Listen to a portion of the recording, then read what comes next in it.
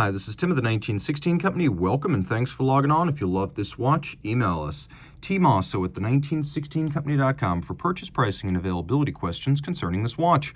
Launched in 2018, this is a 50-piece limited edition from HYT. It builds on 2015's H4 Metropolis. This is the HYT H4 Neo 2 Blue. It was part of a series of colorful Neo-themed H4s launched that included multicolor, red, green, and this blue, which may be the most neutral of the lot. It is a nice color to complement the black, and it is a black and blue aesthetic, maybe not so much for Batman. I think he'd be more of a Rolex GMT Master 2 black and blue. This is more for the Bruce Wayne persona, the larger-than-life billionaire playboy's watch. And if you are not a billionaire playboy, you can still feel like one, because this watch will make fast friends. People love this thing, including non-watch people. So the H4 Metropolis was big and multifaceted, and so is this. In grade 5 titanium and sapphire, the two primary constituent materials, 51 millimeters in diameter, 19.1 millimeters thick, and 58 millimeters lug-to-lug with a 25 millimeter spacing between the lugs. You guys know I love the weird stuff, and this watch is weird in every way, starting with the size. It is huge. Now I'm going to zoom out as much as I can, just extend my stand here. It probably wears better than you would think on a small wrist, but I'm going to give you every advantage of perspective here so you can decide. I think you need a 17 centimeter circumference wrist to wear this. Mine is 16. I feel like this is just a bit too large. Fortunately, there are the lugless H0 models. So if you like what you see here, but you don't have the wrist, you can still fit it. Those lugless watches wear beautifully compact. And this is not heavy. I have to say it's very comfortable. I could wear it securely and comfortably. Proportion and fit to the eye would be another matter. The strap is high grade. You can see it's vulcanized rubber. It's HYT branded. Textile on the top, contrasting blue stitch, a gusset to prevent gouging. It's very robust. There's no reason the strap shouldn't last a decade. You can see it is conformed to the case for a very integrated look, and for the most part it pulls straight down out of the lug. So though this is a broad watch across the wrist, the strap doesn't have a lot of fight and flair to it.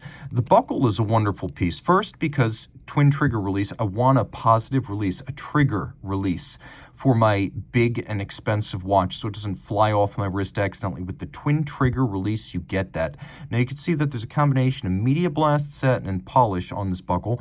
Attention to detail is excellent. There's also a little push button internally. It's a micro adjustment. In case you find yourself in between holes, you can micro size this incrementally with an infinite range of adjustments within the length it can be adjusted. There aren't any real firm detents that are going to fix it in place.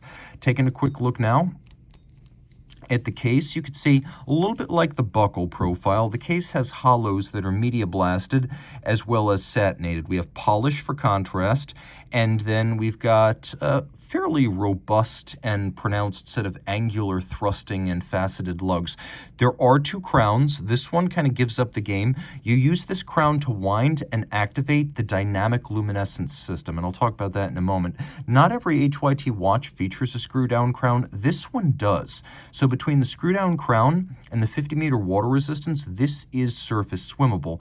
Now you can see there's a power reserve indicator for the 65-hour power reserve, and as I wind, that power reserve indicator advances towards full. But there is another power reserve, and it's wound by the crown down at about, I guess we'll call that 425 on the dial. First, turn out the light. There is passive lume. You could see the meniscus of the hour track as well as the position of the minute. You do not need the dynamic system to read the watch, but damn isn't it fun.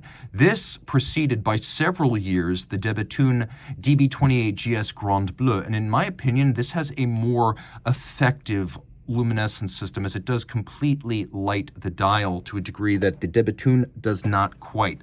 So the penalty you pay is that this is a much more voluminous system that requires a much larger case. The Debetune is almost a Datejust compared to this, but they were first. HYT was first with this LED lighting system.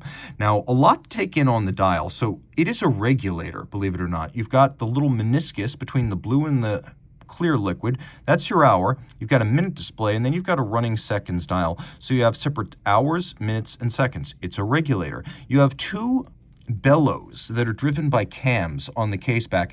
Fun fact, those little bellows, they're reservoirs, and they're actually made very close to where I am in the Philadelphia metropolitan area.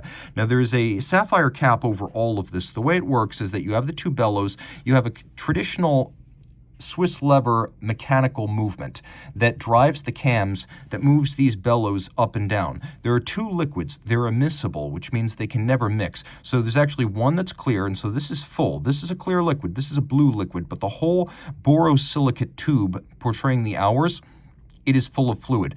Now, the meniscus is what indicates the hour, and so you could see, I'm going to quickly demonstrate how this works. You can see just how quickly the meniscus can move as you advance the hours on the dial.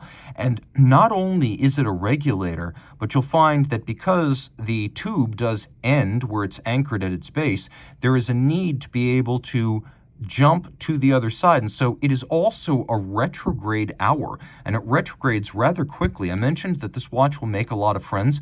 People love watching this thing in action. People who don't get the watch thing immediately find themselves driven to this watch. So you've got the 5, you've got the 6, that's the 6, and then you've got the 7. And so after one lap of the dial, it jumps back for the next 12 hours, and it's really, really cool. There's a little grill made of sapphire just below, and you can see that there is a track made of sapphire featuring the minutes and the minute hashes. It's a nicely decorated watch overall, in fact, to a higher standard than some of the more basic HYT watches. So on the reverse side, we've got the movement caliber 401, which is the caliber 101 designed by Chronode for HYT, albeit with the lighting system integrated. Now, a little bit more detail.